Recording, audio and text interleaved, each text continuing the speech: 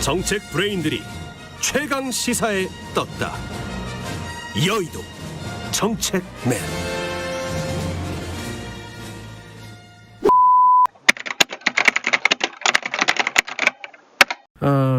정책 얘기로 좀 넘어가 볼게요. 중대재해기업처벌법, 이거는 지금 현안이라서 여쭤봐야 될 것 같은데 아마 정책위 의장으로서의 첫 번째 관문이 아닐까 싶기도 합니다. 그죠? 지금 그 김용균 씨 어머니 김미숙 이사장이 밥을 굶고 있고요. 그죠? 20일이 넘었고. 그런데 지금 좀 헷갈리는 게 정부안 다르고 민주당 안에서도 여러 가지 목소리가 나오고 있는 것 같아요. 이게 정리가 안 되는 거 아니냐. 원래는 1월 8일까지 통과시키겠다는 거였잖아요. 계획은. 네. 이거 되는 겁니까 지금? 지금 상당히 그 법사위에서 예. 의원들 간의 그 여야 양측의 입장이 좀 좁혀진 것으로 좁혀지고 알고 있어요? 있습니다. 예. 꽤 좁혀져서 지금 1월 8일 뭐 제가 구체적인 내용을 말씀 못 드리겠는데 또 다른 뭐 정치적인 그 요구를 좀 야당 측에서 하고 계세요. 그 현안 질의 등 뭐 이런 걸 포함해서 그러면서 네. 1월 8일 통과 가능성도 상당히 높다 이렇게 보고 있습니다. 여야 합의하에. 예. 그래서 그 구체적으로 제가 어느 쟁점들에 대해서 다 뭐 소소한 예. 입장을 밝힐 수는 없지만 의견은 상당 부분 좁혀져 있는 것으로 보입니다. 가장 이제 많이들 얘기하는 쟁점이 그 유예 기간이잖아요. 네. 지금 이제 정부안이 너무 후퇴했다. 뭐 50인 이상 100인 이하 사업장까지 유예를 2년을 하겠다라는 입장을 갖고 왔잖아요. 게다가 중소벤처기업부는 뭐 그 위에 300인 이하까지 유예하자는 입장까지 갖고 왔는데 이거 어떻게 되는 겁니까? 그 부처가 입장을 가져오는 것은 부처가 자기 그 부처 내 여러 가지 이해관계자들의 의견을 수렴한 거기 때문에 네. 그것이 최종적인 안은 아닙니다. 다만 네. 정부가 그런 의견 수렴을 해서 가져온 것을 입법권은 국회가 가지고 있기 때문에 네. 국회가 판단해서 그다음에 여야가 협의해서 결정하면 되는 거기 때문에요. 네. 정부 안은 이해 당사자들의 의견을 들은 것으로 입법 과정에서 참고할 사항이다 이렇게 봅니다. 다만 유예기간 문제는 예. 제가 여러 차례 이 자리에 와서 말씀드린 바에 있어서 저는 짧으면 짧을수록 좋다 이렇게 생각을 합니다. 왜 문제가 있냐면 유예기간 지금 박주민 의원안 우리 당에 박주민 의원이 제출한 안에도 4년으로 돼 있는데 4년이라는 거는 우리 이 21대 국회가 끝난 이후란 거거든요. 그럼 국회가 책임지지 않는 문제가 생기고요. 그다음에 과거에 제가 국회에서 여러 가지 입법 과정에서 유예기간을 두면 유예기간 동안 준비를 하는 게 아니라 그냥 유예를 하는 겁니다. 정말. 그러니까 시간 되면 또 유예해달라고 그러고 그런 경우가 있기 때문에 저는 유예 기간을 너무 길게 설정하는 것보다 현실적으로 준비할 수 있는 충분한 시간으로서의 유예 기간을 설정해서 실질적인 유예 기간 그렇습니다. 예. 법적으로 준비하고 현장이 준비하고 네. 관련돼서 법과 예산 또는 관련 규정을 정비하는 시간으로서의 규정이기 때문에 그런 걸 좀 산정해서 그 기간은 최대한 짧게 정할수록 좋다라고 생각을 합니다.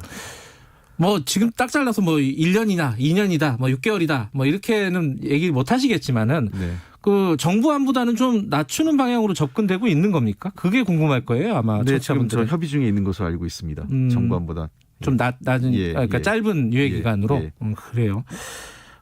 그리고 또 하나가 이게 과잉 처벌 아니냐. 이게 뭐 예를 들어서 원청 관리 범위를 어디까지 둬야 되느냐. 뭐 여러 가지 이제 쟁점들이 있잖아요. 이런 부분들에 대해서는 뭐 세부적인 얘기까지는 못 하더라도 어느 정도까지 좀 좁혀지고 있습니까? 지금 현재 아마 인과관계 추정 문제는 조금 넣지 않는 것으로 좀 가고 있는 것 같습니다. 그래요? 네. 그리고 이 공기업하고 지자체장 등은 포함되는 쪽으로 조금 방향이 논의가 좀 모아지고 있는 거기 때문에 아직 뭐 확정된 건 아니지만 그쪽은 좀 의견이 상당 부분 좀 좁혀져 있는 것 같고요. 다만 지금 현재 법 적용해서 사망자는 1명 이상인 경우로 하고 책임 대상자 범위에는 아까 말씀드렸던 자치단체장 그다음에 행정기관장 포함되면서 경영자도 대표이사에서 대표이사 또는 안전관리이사 등으로 이제 확장해서 하는데 말씀하신 것처럼 이게 이 어떤 명확한 책임의 명확성 문제에서 약간 문제 제기를 많이 하지만 최근에 포괄적으로 이런 현장에서 책임을 법인 또는 법인 대표에게 묻는 경우도 전 세계적인 입법 추세가 있습니다. 네. 그렇기 때문에 저는 이 문제는 합리적인 선에서 결정될 수 있을 거라고 좀 보고 있습니다. 의견이 상당 부분 모아지고 있는 것으로 보입니다. 한 명이 사망했을 경우에는 빠지는 거 아니냐 이런 우려는 없다는 말씀이시네요. 그렇습니다. 그렇게 되면 사실은 김용균 씨 같은 경우가 빠지는 거거든요. 그 그렇죠, 사건은요. 그렇죠. 네. 지금 이 말이 안 되는 거죠. 지금 김용균 씨 어머니가 본인의 자식 등을 포함해서 그런 일들이 없었으면 좋겠다고 단식을 하는데 법이 김용균 씨 사례를 제외하는 법이 만드는 거는 이 뭐랄까요? 이 본말이 전도되는다 할까? 그렇기 때문에 저는 당연히 한 명 이상으로 하는데 지금 많은 분들이 오해하는 것은 지금 일부 중소기업이나 소상공인들께서 우려하시는 게 무조건 그러면 한 명 이상 뭐 사망하거나 재해를 입으면 내가 처벌되는 거냐 이런 그렇죠. 얘기 하시는데 그런 걱정들 많이 합니다. 예. 그거는 그 너무 과도한 그게 이제 일부 언론에서 이제 잘못 이제 그 확장 그 과장돼서 좀 나간 게 있어서 좀 그런데요. 그 우리가 예를 들면 교통사고에서 그 사망사고가 있다고 해서 다 그 중대 처벌받는 게 아니지 않습니까? 네. 그런 경우에는 어떤 상황에서 사고건이 발생했는지 음주 여부라든지 속도 위반 여부 또 횡단보도인지 아닌지 또 이 사망자의 과실 여부 등등을 포함해서 법원에서 결정하는 거 아니겠습니까? 즉 이게 사망 사건이 발생했을 때 그 관련 부처나 또는 뭐 아니면 경찰 등 수사기관 등이 조사를 해서 이게 정말 고의성이 있고 충분히 사고를 예방할 수 있었는데 사업주 대표이사가 그것을 도리어 안전관리를 해태했거나 또는 방해해서 사고가 났다면 책임이겠지만 충분히 규정을 지키고 관련된 예산도 편성하고 노력을 했으면 당연히 중대재해에서 대상에서 벗어나는 거죠. 그래서 마치 한 명 사망사고 나면 무조건 처벌받는다 중대재해로 이렇게 얘기하는 거는 이 법안하고는 전혀 좀 다른 내용이다. 그래서 너무 이 사안에 대해서 큰 불안감이나 오해가 없으셨으면 좋겠다는 겁니다. 알겠습니다. 1월 8일 이후에는 밥 굶으시는 분들이 식사를 하실 수 있는 상황이 되는 거죠. 그렇게 그러면은? 됐으면 좋겠고요. 제가 한 가지만 덧붙이면 저는 이 생각을 갖고 있습니다. 이 문제는 단순히 법 통과로 끝나는 게 아니라 원래 이런 경우는 예방, 그다음에 관리 점검, 그리고 마지막 처벌 이게 세 가지가 같이 가야 되는데 법만 나오고 사실은 처벌 관련 법만 나오고 예방과 관리 점검 부분이 소홀했기 때문에 지금 법 통과가 일단 급하니까 하는데 그 이후에 전반적으로 행정부 전체가 좀 해서 예방과 관리 점검의 새로운 시스템을 그다음에 현장과 소통해서 현장의 불안을 해소할 수 있는 방안을 최대한 저희들이 1월 안으로 만들어낼 생각입니다. 네.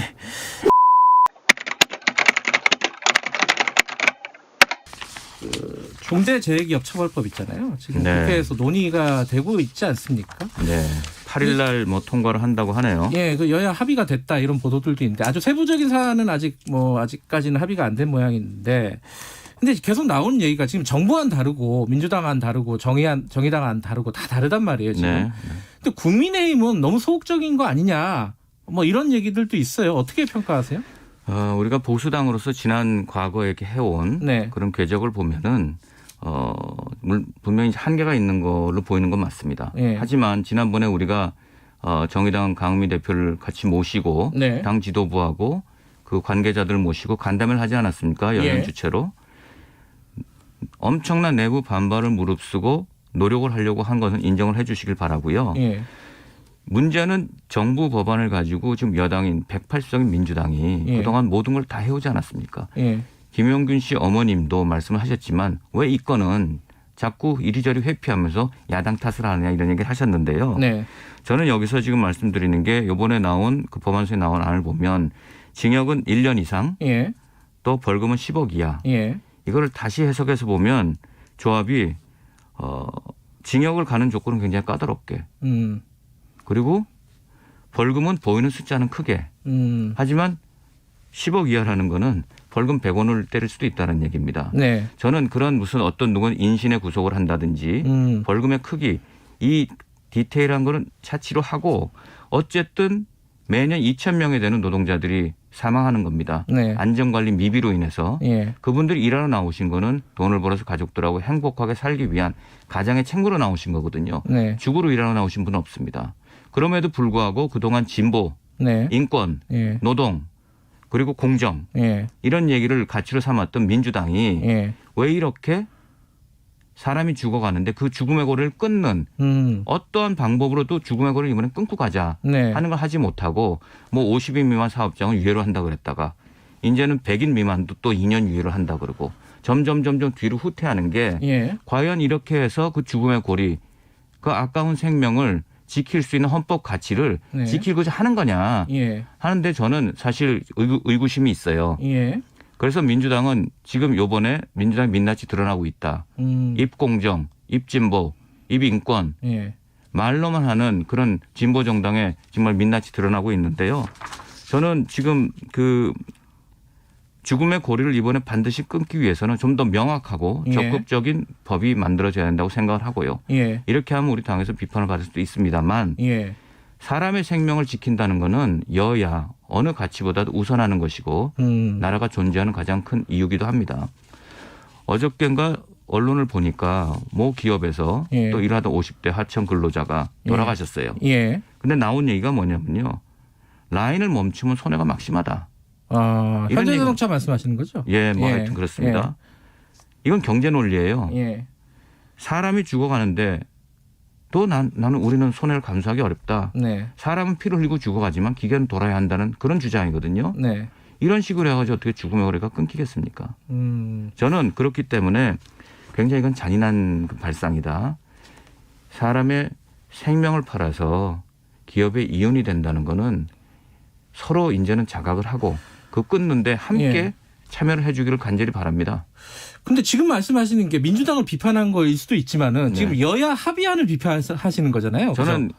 여야 합의안의 내용이 이렇게 예. 하는 것이 과연 예. 그 죽음의 고리를 아. 이번에 끊을 수 있느냐 하는데 저는 자신이 없다. 부족하다는 말씀이시네요. 저는 이렇게 했을 때 계속 사망자가 나온다면 어떻게 할 것이냐. 네. 지금 보십시오. 1년에 2,000명이 나오시는데 네. 사망자가. 예. 그중에 1,250명은 50인 미만 사업장에서 나오는 겁니다. 네. 그럼 박주민 의원 아니? 네. 4년 동안 유예를 줬잖아요. 예. 그럼 민주당은 그렇게 인권 운운하는 분들이 이번에 동부구치소도 마찬가지입니다만 예. 4년 동안 5천 명의 노동자가 죽어나가는 거에 대해서는 네. 팔짱을 끼고 이겠다. 왜? 기업에 이익에 저해가 된 어떤 그런 우려 때문에. 네. 그러면 5천 명이 죽어서 기업에 이익이 된다면 그 기업은 그런 걸 포기해주고 어떻게 해서든지 원하청의 어떤 그런 안전 비용에 대한 담보라든지 네. 또 책임이라든지 또 공무원 책임이라든지 이게 다 빠지잖아요 지금. 그래서 만약에 이렇게 법을 만들었는데 계속 사망자가 나온다면 누가 책임질 거냐. 네. 어떤 법안의 내용보다도 예. 어떠한 법을 쓰더라도 즉각적으로 사망자가 안 나오게끔 네. 하는 것이 돌아가신 희생자들에 대한 그런 도리고 지켜나가야 될 가치다. 이렇게 생각합니다. 아직 뭐 논의할 시간이 있으니까 뭐 주상욱 원장께서 좀 영향력을 좀 발휘하셔야 되는 거 아닙니까? 그러면 저는 제 의견을 계속 얘기했고 네. 지난번에 경향신문하고도 인터뷰를 해서 네. 이번엔 민주당이 틀었고 정의당이 옳다라는 어떤 주제로 네. 인터뷰 내용을 한 적도 있습니다. 사람의 생명은 어떤 가치보다 소중하다. 알겠습니다. 지금 여야 합의안도 좀 지금 상황을 개선하는데 약하다 이런 예. 말씀이시네요. 그죠? 예, 부족하다. 저는 아쉽다. 그리고 속상하다. 네. 아프다. 예. 그런 말씀 드리고 싶습니다. 알겠습니다. 그럼 뭐 8일까지 그래도 며칠 시간이 있으니까 한번 네. 좀 지켜보도록 하겠습니다. 어제 신년사를 보고 아까 이제 저희들끼리 이제 기사 나온 것들을 좀 분석을 해보니까 좀 백화점식이 아니었느냐, 네. 조금 구체성은 좀 떨어진 거 아니었느냐, 뭐 이런 지적들도 좀 있었어요. 어떻게 보셨습니까? 뭐 대통령 신년사기 때문에 네. 뭐 그 국정 전반에 대한 말씀을 또 안 하시면 왜 그건 또 뺐지 뭐 이런 그렇죠. 게 또 화제가 될 거기 때문에 아마 전반을 다루는 게 있고요. 네. 그다음에 다음 주 18일 날 대통령이 신년 기자회견이 좀 예정돼 있습니다. 그래서 네. 아마 그때 조금 더 구체적인 말씀들은 뭐 말씀도 하실 거고 기자들과의 질의응답 과정에서도 얘기가 되지 않을까 생각됩니다.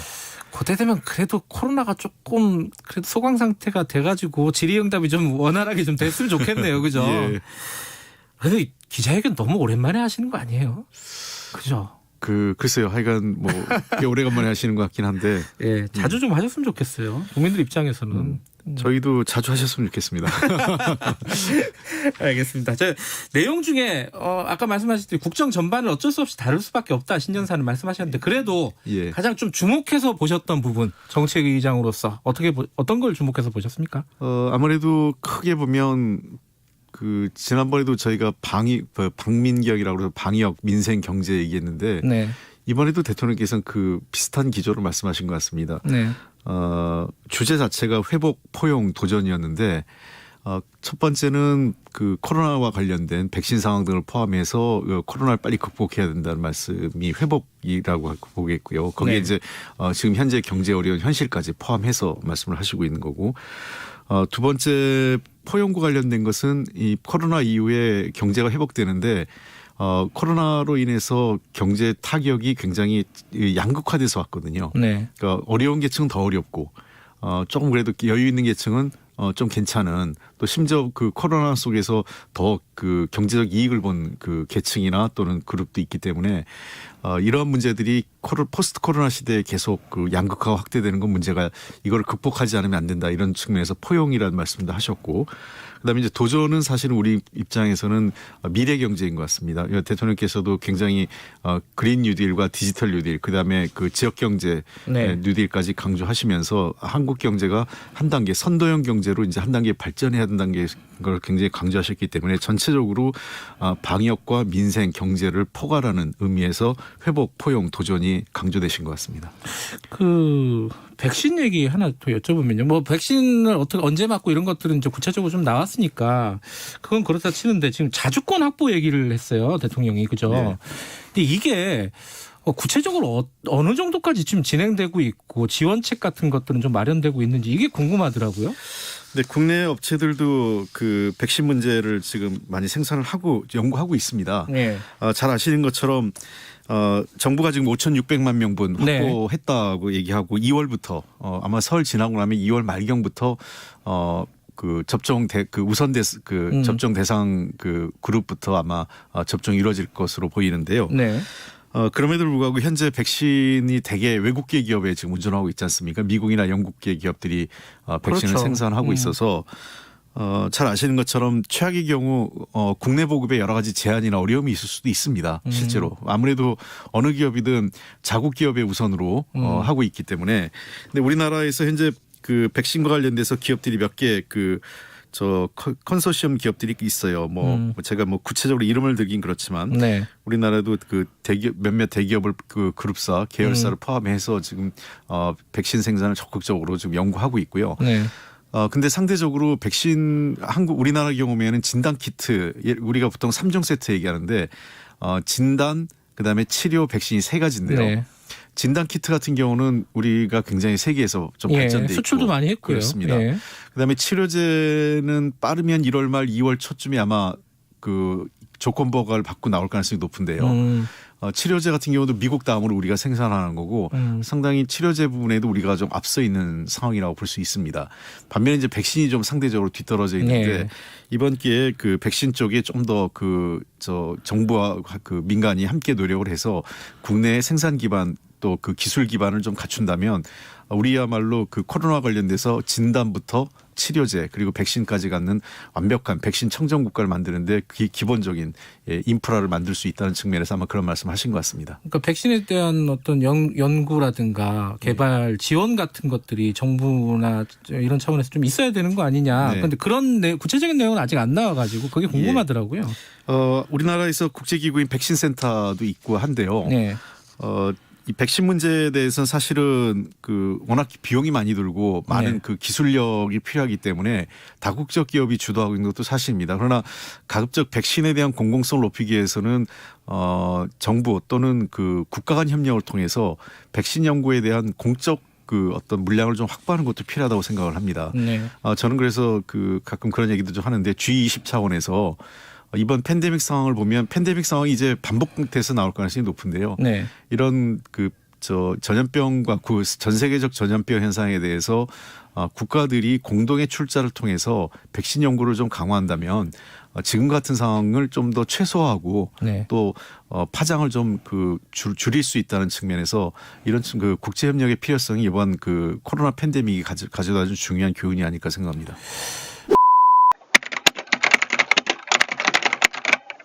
하나씩 좀 짚어보죠. 일단은 문재인 대통령이 1년 구상을 얘기하는 신년사를 발표를 했습니다. 여러 가지 평가가 있었는데 이거 이제 여의도에 계신 분들은 이제 귀를 기울여서 이게 조금 이 문장 하나하나 이게 다들 보시잖아요. 네. 지상욱 원장께서는 어떤 부분이 귀에 딱 들어오셨어요? 사실 뭐 예상했던 내용들이 나왔고 네. 딱히 뭐 귀에 들어온 게 없었는데 딱 하나 없었어요. 딱 하나 짚자면 네. 격차를 줄이겠다. 격차를 줄이겠다라는 말씀을 하셨습니다. 그러니까 이게 결국은 이 소득의 양극화에 따라서 생기는 그 사회적 약자들을 네. 보호하겠다. 저는 이런 뜻으로 받아들였는데 예. 지금 하고 있는 모든 이 정부와 여권의 예. 일들이 별로 그런 진정성이 보이지 않는다. 예를 들면은 뭐 사실 중대재해법 같은 경우도 결국은 그 격차를 줄이는 사회적 약자분들이 어떤 면에서는 그 차별받는 네. 그런 결론으로 이제 후퇴한 거거든요. 예. 그러니까 저는 그 사회적 약자의 죽음에 대해서는 우리 모든 국민들이 더 무겁게 받아들여야 된다. 이런 생각을 갖고 있는데 그만큼 말과 다르게 행동은 보이지 않는 것에 대해서 반성도 없고 네. 예, 뭐 그런 정도 느꼈습니다.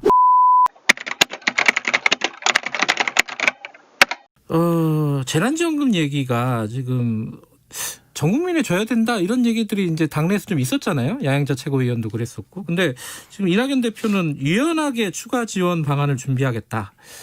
이게 그럼 좀 기조가 바뀌었다고 봐야 되나요? 전 국민 뭐 보편적 지원은 아직은 검토 대상이 아니다 이렇게 봐야 돼요? 어떻게 봐야 됩니까?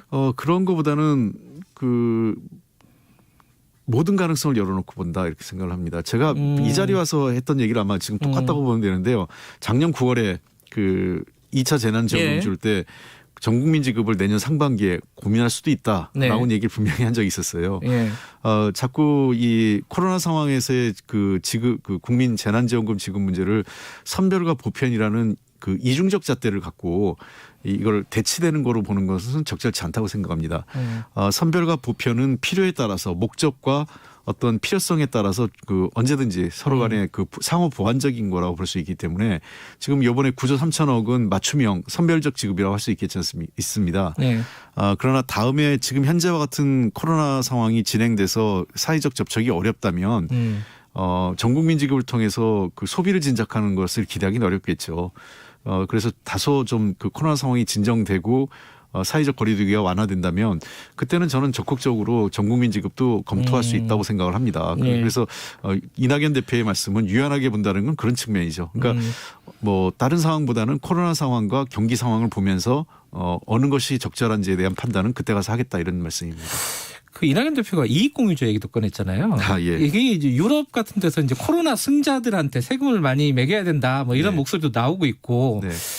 뭐 그런 차원에서 보면 되는데 지금 야당에서는 사회주의냐 뭐 네. 이런 반발도 하고 있단 말이에요. 이건 진짜 실제로 어떻게 진행이 될 거라고 보세요? 우선 야당이 툭하면 사회주의 자꾸 얘기하는 건 대단히 유감스럽습니다. 네. 여전히 무슨 이 사회 그 어떤 상황이나 어떤 정책을 보는 데 있어서 과거 메카시즘에서 전혀 벗어나지 못하는 건 유감인데 정책의 문제점을 얘기하지 자꾸 무슨 사회주의 공산주의라는 이념적 잣대를 갖고 들이대는 것은 지금 21세기 그 현대 정당은 전혀 맞지 않는 그런 입장이라고 생각을 하고 이익공유제 같은 경우는 잘 아시는 것처럼 이게 코로나 때문에 발생한 건 아니에요.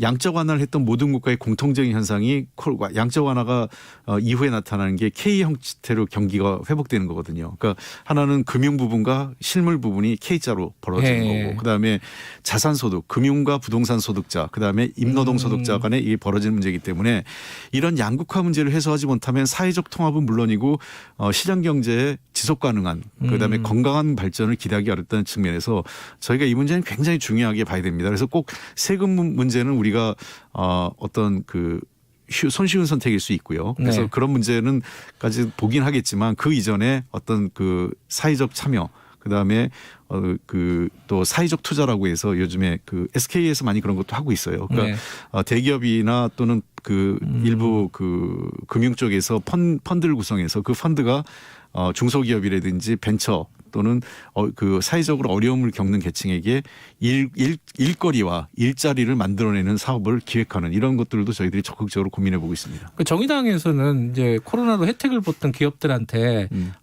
세금을 매기는 그러니까 일시적으로 그런 정책을 지금 얘기하고 있잖아요. 이런 것도 포함돼서 지금 논의를 하실 생각이신가요? 글쎄요, 뭐 검토를 해보겠지만 그 세금 문제를 하는 거는 저희도 굉장히 민감하죠. 그러니까 그 세금을 걷어들여서 한다는 거는 굉장히 손쉬운 방법이기 때문에 저희들도 여러 가지로 고민을 해보겠습니다. 예, 알겠습니다. 오늘 여기까지 듣죠. 고맙습니다. 네, 감사합니다. 여의도 정책맨 더불어민주당 홍익표 민주연구원장이었습니다. 이낙연 대표가 이익공유제 얘기를 꺼냈어요. 이건 뭐 이제 코로나 승자들에게 조금 더 사회적인 책임을 물어야 되는 거 아니냐. 어떤 방식이 될지 지금 이제 민주당에서 얘기하는 거는 조금 좀 자발적인 형태 인센티브를 줘서 그런 얘기들이 나오고 있고 정의당에서는 아예 입법화해서 세금으로 걷자 이런 얘기도 나오고 있고 이런 것들은 아까 말씀하신 격차를 줄이기 위한 노력으로 봐야 되는 거 아닌가요? 그런데 이제 그 말씀을 주실 때 이낙연 대표가 그 지난번 사면처럼 사회적 통합 얘기를 하셨단 말이에요. 이제 그 보면 이제 그 사면론도 그 사회 통합을 위한 거라면 저는 이낙연 대표께서 말을 꺼내셨으면 대표직을 걸고라도 던져서라도 끝까지 관철했어야 된다고 생각하는 사람인데 그 사면론 때문에 지도가 떨어졌어요. 그러다 보니까 정치적인 수사로 이 공유제를 통해서 뭔가 국면을 전환하고 하는 정치적 수사로 쓰는 게 아닌가라고 생각이 드는데 좀 약간 마음에 안 들고요. 그다음에 코로나로 피해를 본 계층과 이익을 본 계층을 지금 보면은 재난지원금 같은 경우도 전 국민 할 거냐 선발할 거냐 할 때도 지금 총리신 정세균 총리가 작년 봄에 제가 예결위원이었을 때도 선별해서 어려운 분들 해야 되는 거 아니냐 그랬더니 그걸 나누기가 힘들고 기준을 잡기가 힘들고 행정력이 너무 많이 소비된다고 했거든요. 그렇다면 그거는 이제 국세청만 보면 나올 수 있는 문제인데 코로나로 인해서 이익을 본 계층, 손해를 본 계층을 나눈다는 게 굉장히 쉽지 않다는 그런 지적이 있고요. 두 번째 그 피해를 본 약자를 위해서 이익 본 사람들을 뺏어서 이렇게 준다라는 그런 느낌이 온다는 거. 이게 결국은 증세 논의로 가야 된다라고 생각하거든요. 이미 하고 있어요. 재난지원금이라든지 세금을 걷어서. 그렇기 때문에 증세를 한다 그러면 세금을 더 걷겠다 하니까 국민들한테 불만을 일으키는 거 아니겠습니까? 그러니까 세금 얘기를 피하고 그리고 뭔가 정치적 수사를 쓴다는 점 진정성이 떨어진다고 보고 예전에 박근혜 대통령 때 유승민 전 원내대표가 증세 없는 복지는 허구다. 증세 논의하지 않았습니까? 그런 차원에서 보면 된다. 그런데 말을 포장해서 예쁘게 돌려서 하시는 거다 하는 느낌이 듭니다. 그러니까 진정성이 없다는 말씀이신데 그럼 예컨대 이제 거기 지금 얘기가 나오고 있는 게 네이버나 뭐 이런 어떤 언택트 기업들 있잖아요.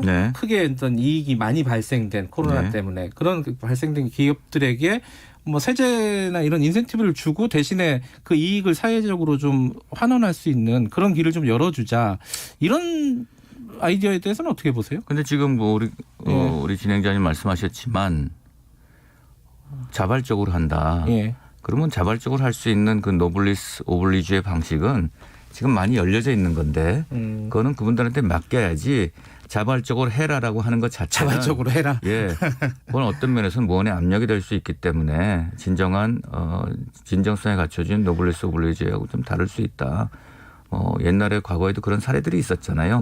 자발적인 뭐 헌금 그런 것들이 역사적으로 문제됐던 시절이 있기 때문에 기업들은 개인의 어떤 그런 자발성이 아니라 기업들한테 자발적인 걸 유도한다라는 말 자체, 정부의 말 자체는 굉장한 압박으로 다녀올 수 있다. 그러니까 정의당에서는 한시적인 재난연대세, 그러니까 코로나 시대에 초고소득자들 그리고 이익을 많이 본 기업들을 선정해서 재난연대세를 조금 더 걷자 이런 취지의 제안을 했단 말이에요. 이런 부분에 대해서는 어떻게 보세요? 그건 좀 구체적이잖아요. 그건 아까 말씀드린 이제 증세 문제잖아요. 그러니까 증세로 얘기하는 게 맞다, 솔직하다. 그게 솔직한데 그러니까 거기에 대한 국민의힘 입장이라든가 지상욱 원장의 입장은 무엇인지가 궁금한 아직 당의 거죠? 입장은 우리가 뭐 이렇다 저렇다 당론을 정하지 않았기 때문에 저는 분명히 이 통화 정책이 아니라 재정 정책으로 가야 된다는 데는 동의하는 사람이고 예결위 관사 때도 그런 주장을 했었습니다. 그렇기 때문에 이 사회 공동체의 사다리를 무너뜨리면 그건 나중엔 사회가 돌아올 수 없다 하는 원칙을 갖고 있습니다. 당내에서 보니까 뭐 이거 사회주의냐 뭐 이런 얘기도 있던데 여기에 대해서는 어떻게 생각하십니까? 뭐 당이라는 건 스펙트럼이 넘기 때문에 네. 어떠한 의견도 여기서부터 이렇게 나올 수 있습니다. 네. 당론을 정한 게 아니라면 그건 국회의원 각인이 헌법기관인 국회의원 한 사람 한 사람의 의견이라고 받아주시면 되겠다.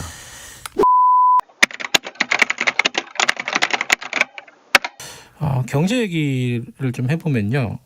일단 부동산에 대해서 대통령이 첫 사과를 했다. 이렇게들 많이 해석을 하더라고요. 이제 정확한 워딩은 송구한 마음이다. 이렇게 표현을 했어요, 대통령은. 근데 이걸 사과로 해석을 많이 하더라고요. 그러면 이제 또 앞으로 이제 공급 확대를 위해서 노력하겠다라는 취지도 밝혔어서 자, 이게 부동산 정책의 전반적인 기조가 바뀌는 거냐. 이렇게도 볼 수 있을 것 같기도 한데 어떻게 봐야 됩니까, 이거? 뭐 대통령을 포함해서 정치인들이나 공적 책임을 맡고 있는 선출직 정무직 사람들은 국민에게 사과하는 것은 뭐 부끄러운 일도 아니고 잘못된 일도 아니라고 생각을 합니다. 어떤 결과에 대해서 그러니까 의도가 잘못됐을 경우도 있고 의도가 나쁘지 않았는데 결과가 나쁠 때도 국민께 사과드리는 거는 뭐 당연한 거라고 생각을 해서 대통령이 송구한 마음이라고 표현하신 것 자체도 부동산 정책이 어쨌든 의도하든 의도하지 않든 결과적으로 국민들께 불편을 끼친 점에 대해서는 최고 지도자로서 송구하다는 마음이고 그거는 뭐 정부 우리 여당도 같은 마음입니다. 변창흠 그 국토부 장관 취임 이후에 여러 차례 공급 대책을 말씀을 드렸고요. 그렇다고 우리가 공급 대책을 일부 고밀화나 또는 이 용도 변경을 통해서 서울을 중심으로 한 수도권의 공급을 획기적으로 늘리기 위한 대책을 좀 준비 중에 있고 제가 정책위하고 지금 국토부하고 여러 차례 지금 비공개 접촉을 하고 있습니다. 협의하고 있고요. 그래서 설 전에 아마 설 전에 나와요? 예, 설 전에 종합적인 대책을 발표할 예정인데요. 대통령께서도 다 보고를 받으셨을 것으로 보고 있고 다만 과거와 같은 방식의 우리가 보면 뭐 80년대부터 최근에 이명박 박근혜 정부 시절까지 한 2000년대 초중반 때까지 공급 정책이라고 했을 때 사실 공급 정책이 부동산 가격을 하락시켰던 것은 아닙니다. 그러니까 최근에 보면 이명박 정부 시절에 잠시 부동산 가격이 하락했던 것은 미국의 리먼 브라더스 사태 때문에 얘기한 효과가 컸었고요. 공급이 서울 같은 경우는 공급을 한다고 해서 무조건 늘어나지 않습니다. 왜냐하면 공급을 하기 위해서는 어딘가에 집을 줄여야 되거든요. 그래서 옛날처럼 공급을 한다고 그러니까 과거 70년대 80년대에는 빈 땅에 집을 공급하니까 공급이 당연히 늘어났죠. 그냥 절대량 자체가. 그러나 지금은 서울 같은 경우는 공급을 하기 위해서는 물량을 줄이는 문제가 생기는 겁니다. 그래서 우리가 지금보다는 좀 그래서 고밀화나 용도 변경을 해서 용적률을 상향하는 방향을 지금 하고 있는 거고요. 두 번째 고민하는 것은 단순히 민간 중심의 공급뿐만 아니라 공적인 공급, 그러니까 장기 임대 주택을 포함해서 이런 공적인 물량과 이 민간의 공급을 좀 믹스해서 공적 책임을 그러니까 주택 시장에 있어서의 공공기관 또는 공적 기관이 갖고 있는 어떤 시장 조절 능력을 좀 더 강화해가는 측면이 필요하지 않을까 이런 생각을 갖고 있습니다. 고밀화 용도 변경 등을 통한 어떤 공급 정책을 설 전에 발표할 예정이다. 그렇습니다. 이런 말씀이시네요. 근데 양도세 얘기가 계속 나오고 있는데 좀 완화해야 되는 거 아니냐. 이게 이제 좀 출구를 열어주자는 취지인 것 같아요. 이제 입구를 많이 좁혀놨으니까 출구라도 좀 열어야 되는 거 아니냐 이렇게 주장하는 쪽들이 있습니다. 당내에서도 그런 얘기 하시는 분들이 좀 있는 것 같은데 이거 좀 논의가 진행되고 있습니까? 아닙니다. 전혀 아니에요. 전혀 아니에요? 예. 이것은 혹시라도 시장에 잘못된 시그널을 그러니까 이건 궁금해서 여쭤보는 건데. 이것은 분명히 아니고요. 왜 그러냐면 이미 6월 1일부터 이제 양도세 중과세가 시행될 예정입니다. 그러니까요. 예. 실제로 부동산 가격이 많이 오르면서 다주택자분들이 이미 경제적 이득을 많이 봤습니다.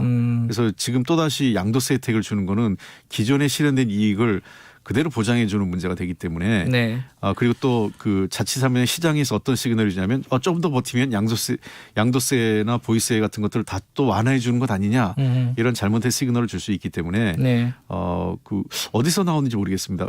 제가 알기에는 홍남기 장관이 KBS에서 일요일 아침 프로에 나왔는데 예를 들면 그 물량을 내놓는 집을 내놓는 정책 방안을 강구해 보겠다고 했지 양도세 양자도 꺼내지 않았었거든요. 곡해된 거다. 예, 그렇습니다. 예. 그래서 홍남기 부총리도 제가 통화를 제가 만나서 얘기를 했는데 자기는 전혀 그런 의도가 아니었다고 그러고 기재부에서도 사실 그런 게 아니라고 발표를 했고요. 그래서 양도세 인하 자체는 일부의 희망사항이고 자칫하면 그것은 우리가 그 공정한 그러니까 이익을 보고 상당한 그 집값 차익을 실현한 사람들에게 또다시 그것을 그 보장해 준다는 게 그것은 공정하지도 않다 이렇게 생각을 합니다. 알겠습니다. 부동산 정책이요. 이제 대통령이 이제 송구하다는 표현을 썼습니다. 그리고 이제 공급 확대 얘기도 꺼냈고.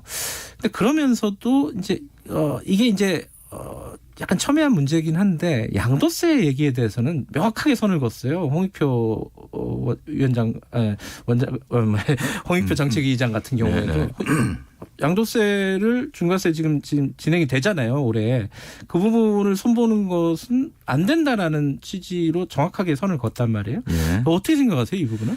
지금 대통령께서 그동안 이제 수요 억제 정책을 하시다가 잘 안 되니까 이제 송구하다 하고 이제 공급 확대를 말씀하셨잖아요. 네. 근데 제가 최근까지 듣기로는 당의 이제 대표나 민주당의 대표나 원내대표는 아직까지도 수요 억제책에 그걸 고수하고 있는 걸 전 알고 있습니다.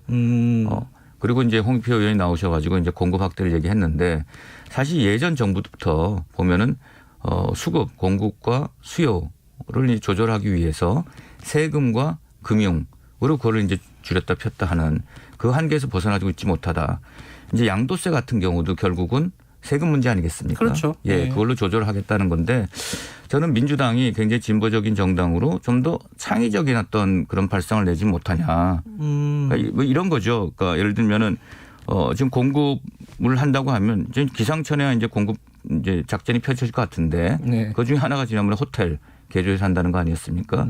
심지어는 일각에서는 제가 그냥 들려듣는 한강을 곱게 해서 거기다가 저기 행주대교부터 저쪽 팔당대교까지 거기다 집을 지면 수백만 채 지을 수 있지 않냐라는 의견도 일각에서 돈다고 하는 얘기를 딱 들었어요.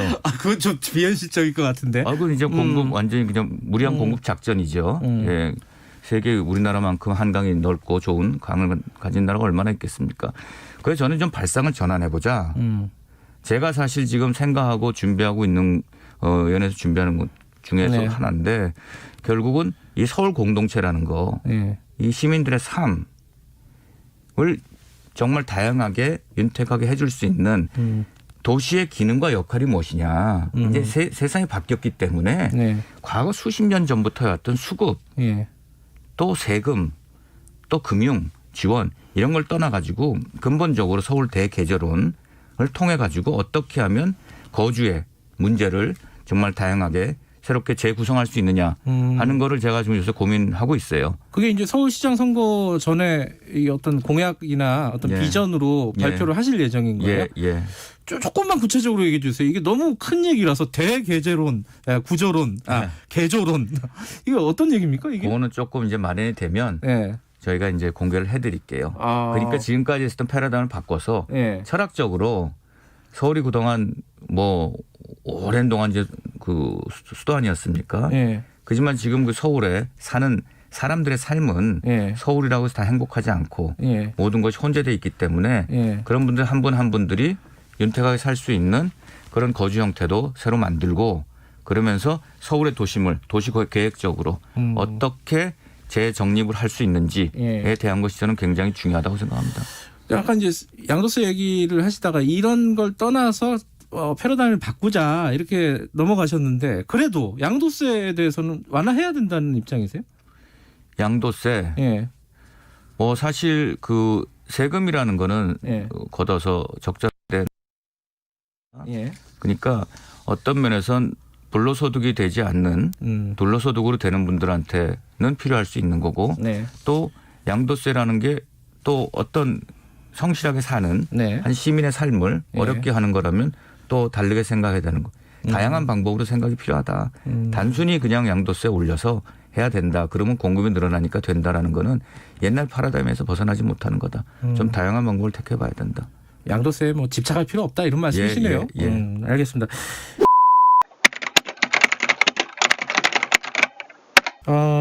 선거 이슈로 좀 넘어가야 될 것 같은데 지난주에 제가 마지막에 윤석열 총장은 국민의힘에게 뭐냐 이렇게 여쭤봤더니 그런 말씀하셨어요. 헌정 질서를 지켜달라고 바라는 현직 검찰총장이다. 그렇죠. 현직 공무원이시죠. 네, 아니 그거는 뭐 당연한 거니까. 근데 지금 사실 지금 김정인 위원장도 어제 인터뷰에서 보니까. 대선에 나올 거다라는 명확하진 않지만은 좀 예전에 인터뷰하고는 좀 말이 좀 달라졌어요. 별의 순간을 지금의 별의 순간이라는 표현을 쓰셨죠. 이게 어떻게 보세요? 지금 선거에 나설 거라고 보세요? 아니 그거는 이제 본인의 이제 결정이고 판단이실 거니까 지금 현직 공무원을 정치권에서 나온다 안 나온다 얘기하는 거는 조금 이제 과한 것 같고요. 제가 볼 때 그분은 그 대선에 이렇게 나오기를 결정하는 거는 그렇게 쉬운 결정은 아니실 것 같다. 예. 그리고 또 이제 총장을 그만두고 나오시면 이 정치권이라는 게 지금하고 또 많이 달라져 있을 것이고 그러니까 이제 문제는 그분을 대권 후보로 만드냐 안 만드냐 하는 것은 여권에 있다. 그 추동력이 저는 그렇게 봅니다. 그분을 계속 만들어 줘 왔거든요. 예. 그래서 법원에서는 이미 사인을 많이 줬는데도 불구하고 그분을 그 정직시켰다가 또 풀게 되고. 네. 그럼 사인인데 그 다음에 이제 또 뭡니까 징계 그걸 또 했다가 법원에서 또 그러고 또 뭐 탄핵 얘기까지 나왔다 그런데 법원에서 그랬다는 건 이미 결론을 내린 거다. 그럼에도 자꾸 이제 건드리면은 이제 만지면 커지는 거죠. 김정인 위원장은 윤석열 총장이 문재인 정부 사람 아니냐. 야권 후보가 아니라 여권 후보일 수도 있는 거 아니냐 이런 취지로 얘기했단 말이에요. 여권에서 지명한 검찰총장이죠. 예.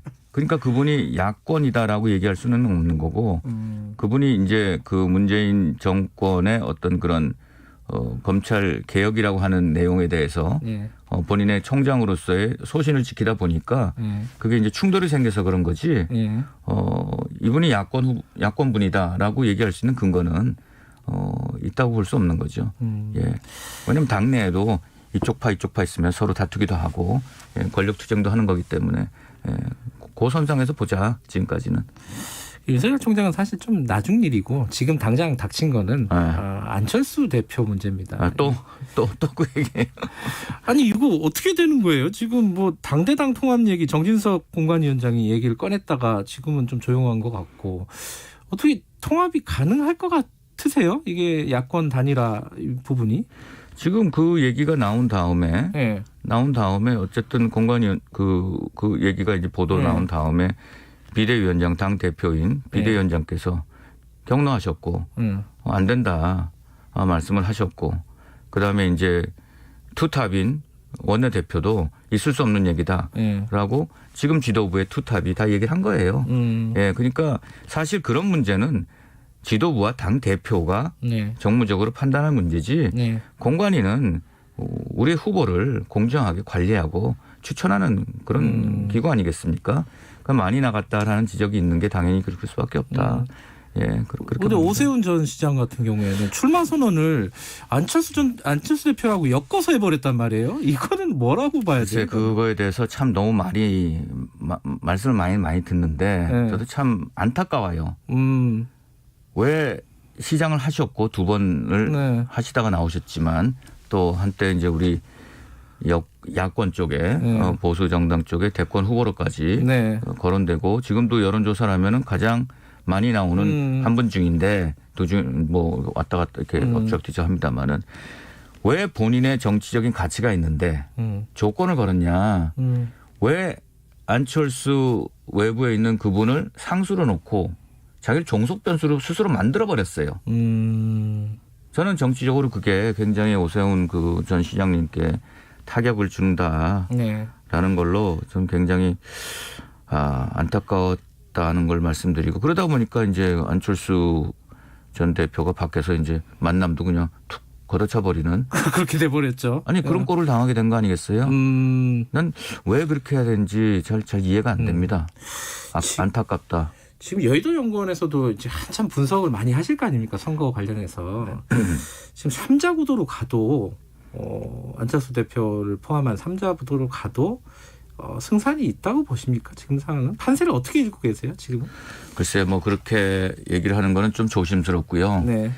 우리는 어쨌든 반드시 이겨야만 하는 선거고 이번 서울시장 선거가 네. 그리고 대선까지 연결된 선거이기 때문에 네. 이번에 좋은 모습을 보여야 된다.